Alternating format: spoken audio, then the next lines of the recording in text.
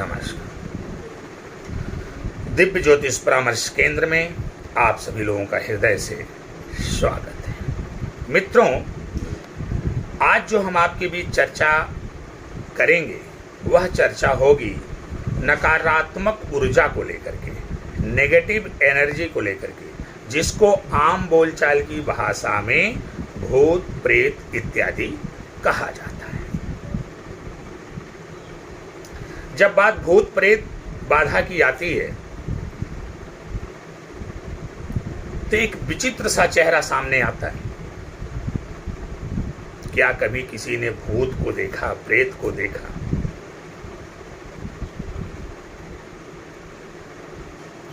उसका चेहरा कैसा होता है, उसका रूप रंग आकार कैसा होता है? देखा नहीं, बस महसूस होता है, आभास होता है, अनुभव होता है कि यहां पर कोई काली छाया मंडरा रही है,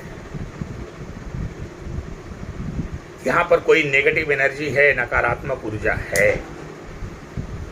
और ये जो चित्रों में हम देखते हैं कि भूत है तो उसके बड़े बड़े दांत हैं, बड़ी बड़ी लाल लाल आंखें हैं, एक भयानक सा, डरावना सा, विचित्र सा चेहरा है, बड़े बड़े नाखून इत्यादि इत्यादि, ऐसी हमारी एक परिकल्पना है जिसको हमने एक चित्र में उतार दिया।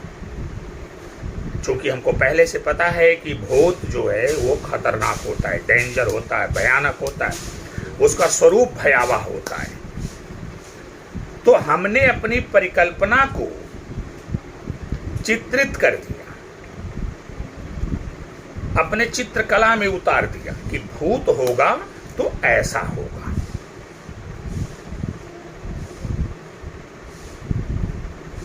अब अगर मुझसे कोई पूछे कि क्या आप भूत प्रेत को मानते हैं, तो मेरा जवाब हाँ होगा कि जी बिल्कुल मैं मानता हूं। परंतु वो वाला भूत मैं नहीं मानता जो आम बोलचाल की भाषा में लोग मानते हैं। मेरा वाला जो भूत है उसका संबंध ऊर्जा से है। विज्ञान का एक सिद्धांत है।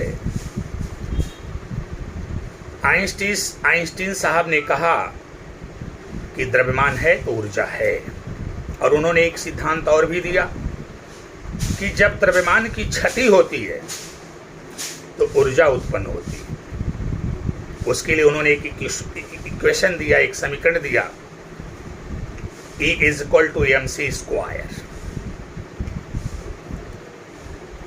यानी द्रव्यमान की क्षति होती है तो वो ऊर्जा में बदल जाती है। पहले एक अलग से नियम चलता था, मास कंजर्वेशन, मतलब द्रव्यमान संरक्षण। इसका मतलब ये होता था कि इस दुनिया में ब्रह्मांड का जब से निर्माण हुआ तब से ब्रह्मांड में जितना द्रव्यमान है उतना ही द्रव्यमान आज भी है। द्रव्यमान को ना उत्पन्न किया जा सकता और ना ही नष्ट। ये हो गया द्रव्यमान संरक्षण। एक अलग से नियम दिया जाता था, एनर्जी कंजर्वेशन, ऊर्जा संरक्षण। अब ऊर्जा संरक्षण क्या है? ऊर्जा संरक्षण है कि जब से ब्रह्मांड का निर्माण हुआ है, इस ब्रह्मांड में जितनी ऊर्जा डाली गई उतनी ऊर्जा आज भी है।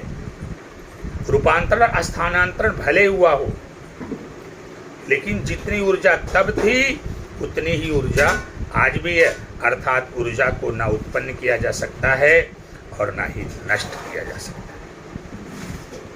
ये सिद्धांत बहुत दिनों तक चलता रहा, पर जब आइंस्टीन साहब आए तो आइंस्टीन साहब ने कहा कि द्रव्यमान संरक्षण अलग से नहीं हो सकता और ऊर्जा संरक्षण का नियम अलग से नहीं हो सकता।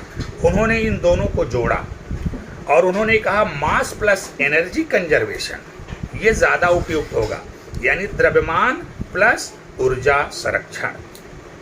उन्होंने कहा कि द्रव्यमान की क्षति होती है तो ऊर्जा उत्पन्न होती है। ये सिद्धांत सर्वमान्य हो गया और लोगों ने मान लिया।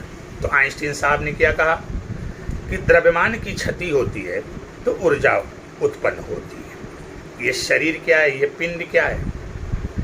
यहाँ पर दो प्रकार की वस्तुएं हैं, living things, non living things. यानी सजीव और निर्जीव वस्तुएं। कोई भी वस्तु चाहे वो सजीव हो चाहे निर्जीव है, सब में द्रव्यमान है। तो जब वो क्षति उसकी होगी तो जाहिर सी बात है ऊर्जा उत्पन्न होगी।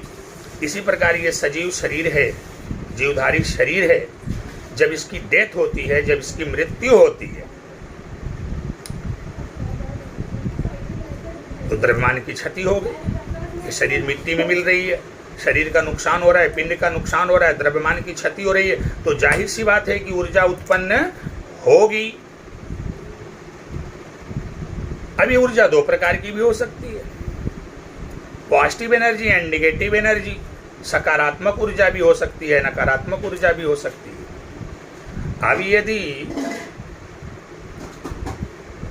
व्यक्ति समझदार हो, ईमानदार हो, अच्छा व्यक्ति रहा हो, संस्कारवान व्यक्ति रहा हो, तो जब उसकी मृत्यु होगी अर्थात उसके पिंड की क्षति होगी, उसके द्रव्यमान की क्षति होगी, तो जाहिर सी बात है कि सकारात्मक ऊर्जा उत्पन्न होगी। लेकिन अब ऐसा कोई व्यक्ति जो दुष्ट प्रकृति का रहा हो, जिसके अंदर नाना प्रकार के दुर्गुण रहे हों, तो जब ऐसे व्यक्ति की मृत्यु होगी, उसके पिंड की क्षति होगी, उसके द्रव्यमान की क्षति होगी, तो जाहिर सी बात नकारात्मक ऊर्जा उत्पन्न होगी। अब ये जो ऊर्जा उत्पन्न होगी ये कहाँ रहेगी? इसी ब्रह्मांड में ही विचरण करेगी। अब जो एक जीवित व्यक्ति है या जीवित प्राणी है, अब जिस प्रकार की ऊर्जा के संपर्क में आएगा उसका आचरण उसी प्रकार का हो जाएगा। आपने कभी कभी अनुभव किया है, इस दुनिया में बहुत सारी जगहें ऐसी हैं, आप घूमने के लिए जैसे कहीं निकल पड़ते हो और जाते हो, वहाँ से आकर के बहुत प्रशंसा करते हो कि इतनी अच्छी जगह थी कि पूछिए मत, बहुत सुकून मिल रहा था, आत्मा को बहुत शांति मिल रही थी, बहुत ही अच्छा लग रहा था, मन यही कह रहा था बस यहीं रह जाऊं, यहीं बस जाऊं। लेकिन वहीं कभी कभी जीवन में कुछ ऐसी जगहों पर भी आपको जाने का अवसर मिलता है जहां जाने के कुछ ही सेकंड बाद, कुछ ही मिनट बाद या कुछ ही देर बाद आपको घबराहट सी होने लगती है, आपको बेचैनी सी होने लगती है, आपको उबन सी होने लगती है, आप बीमार होने लगते हो। आखिर कारण क्या है कि एक जगह आप गए, वहां पर आपको बहुत अच्छा लगा, बहुत सुकून मिला, आत्मा को संतुष्टि मिली, और दूसरी जगह आप गए, वहां आपको बहुत खराब लग रहा था, आप बीमारी की अवस्था में पहुंच गए, आपको बिल्कुल भी अच्छा नहीं लग रहा, घबराहट और बेचैनी आपकी बढ़ रही थी। आखिर में इन दोनों जगहों के बीच अंतर क्या है? जैसा कि हमने कहा कि जब ये बॉडी डेड करती है तो ऊर्जा मुक्त होती है अकॉर्डिंग टू आइंस्टीन साहब।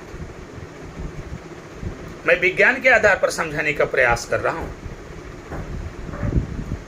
क्योंकि बहुत सारे लोग ऐसे हैं जो शास्त्रों के आधार पर तो मानने के लिए तैयार नहीं है। मैं शास्त्रों के आधार पर भी चर्चा करूंगा, लेकिन आज मैं विज्ञान के आधार पर समझाने का प्रयास कर रहा हूं।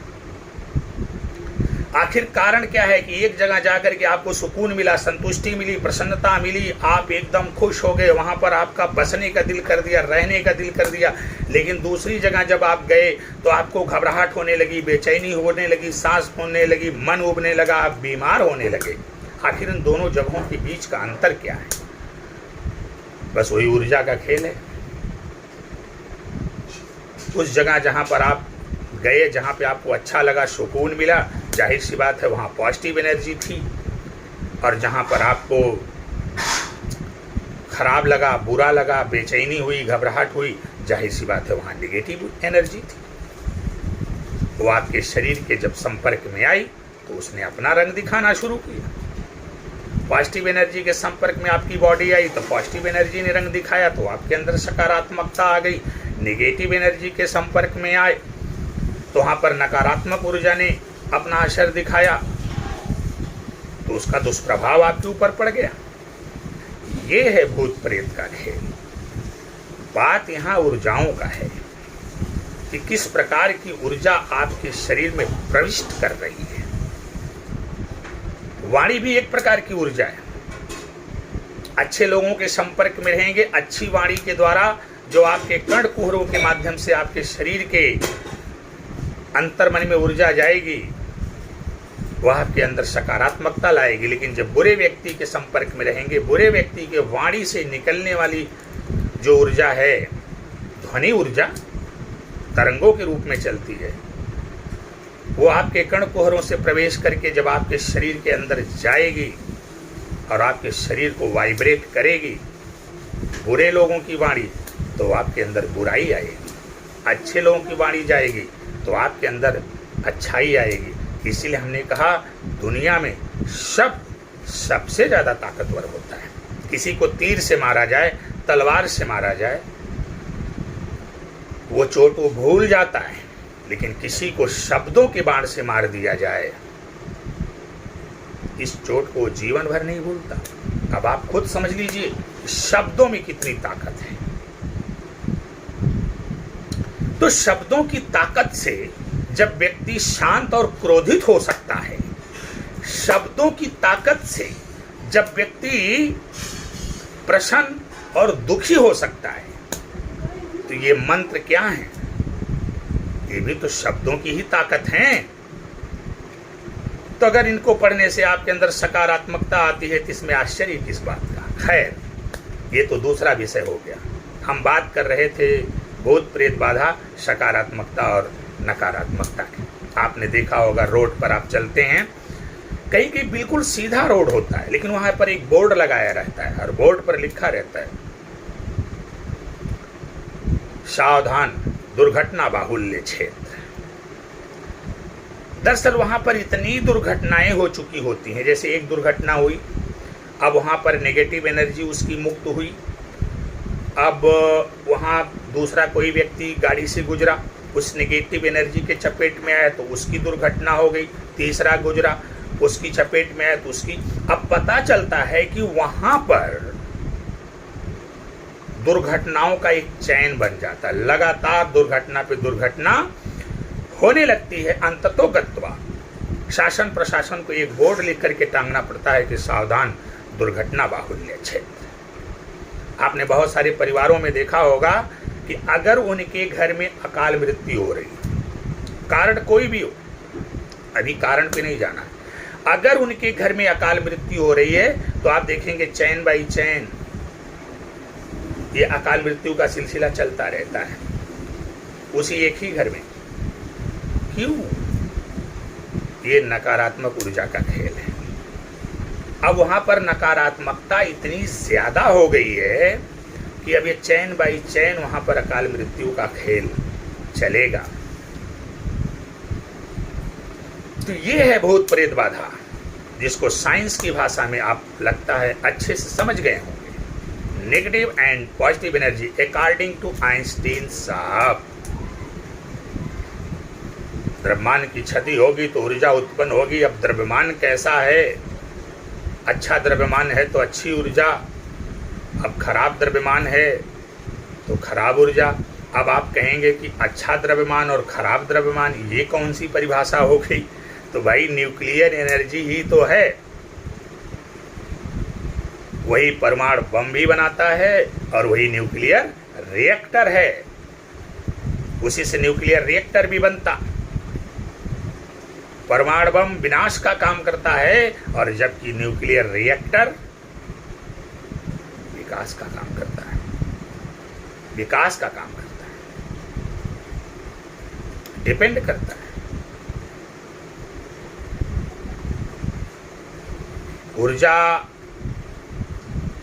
है वो परमाणु की ऊर्जा, हमने उसको कुछ इस तरह से कन्वर्ट किया, उसमें नकारात्मकता है, वो विस्फोटक है, परमाणु बम जैसा खतरनाक विस्फोट, पूरी पृथ्वी को तहस नहस करने की प्रबल क्षमता। लेकिन हमने अपने ज्ञान और विज्ञान के द्वारा उसको नियंत्रित किया और नियंत्रित करके हमने परमाणु रिएक्टर बनाया और इस नाभ की ऊर्जा का हमने मानव विकास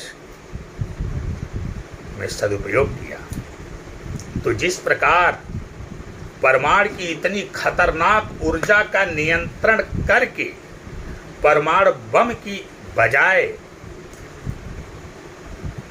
परमाणु भट्टी अर्थात न्यूक्लियर रिएक्टर बना करके संसार के लिए विकास का कार्य किया जाता है, ठीक उसी प्रकार ये जो नेगेटिव एनर्जी है, जिसे हम भूत प्रेत बाधा कहते हैं, इसको कैसे कंट्रोल किया जाए,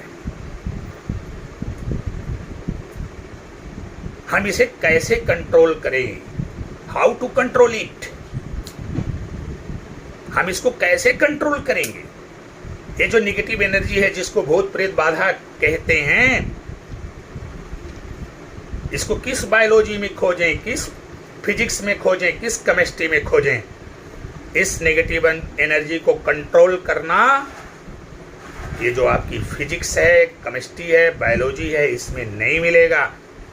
इस नेगेटिव एनर्जी को कंट्रोल करने का तरीका हमारे पूर्वजों ने, हमारे मनीषियों ने, हमारे संतों ने, हमारे विद्वज्जनों ने, हमारे महात्माओं ने ज्योतिष विज्ञान एस्ट्रोलॉजी में दिया है। आप एस्ट्रोलॉजी का सहारा लीजिए और ये नेगेटिव एनर्जी कंट्रोल होगी और आपका जीवन सुख, समृद्धि, खुशहाली और सफलता के मार्ग पर अग्रसर होगा। प्रिय मित्रों, तो ये रहा भूत प्रेत और नकारात्मक ऊर्जा का खेल। आशा करते हैं कि हमारा ये वीडियो आपको बहुत अच्छा लगा होगा। हम अपनी चर्चा को विराम देते हैं। इसी विषय पर और लंबी चर्चाएं होंगी और सारे तर्क रखेंगे। आज तो हमने आइंस्टीन साहब को रखा, किसी दिन किसी और वैज्ञानिक के साथ हम इस विषय पर चर्चा करेंगे। बहुत सारी चर्चा परिचर्चा आपके बीच में हमको करनी है, इसलिए हमारा आप सभी लोगों से निवेदन है कि यदि अभी तक आप लोगों ने हमारे चैनल को सब्सक्राइब नहीं किया है तो आप सभी लोग हमारे चैनल को सब्सक्राइब करें, लोगों से भी सब्सक्राइब करें, ताकि इसी तरह की ज्ञानवर्धक बातें आपको सुनने और सीखने को, देखने को मिल सकें और आप अपने जीवन को जो तमाम प्रकार की समस्याओं, परेशानियों, बाधाओं, रोग, रिपु, ऋण इत्यादि से घिरा हुआ है उससे मुक्त कर सकें और अपने जीवन को सुख, समृद्धि, खुशहाली एवं सफलता के मार्ग पर अग्रसर कर सके। मैं एक बात फिर से दोहराता हूं कि वे लोग जिनके पास कुंडली है, जन्म का विवरण है, वो तो हमारे चैनल को सब्सक्राइब ही करें, लेकिन साथ में वो लोग भी करें जिनके पास जन्म का विवरण नहीं है, कुंडली नहीं है। हमने उनके लिए भी वीडियो बनाए हैं जो उनको बहुत ज़्यादा लाभ पहुंचाएंगे। तो आप सभी लोग हमारे चैनल को सब्सक्राइब करें। भगवान भोलेनाथ की कृपा आप सभी लोगों पर बनी रहे। आप सभी का जीवन सुखमय एवं मंगलमय हो। मैं संजीव कुमार मिश्रा आप सभी लोगों से विदा लेता हूँ। नमस्कार।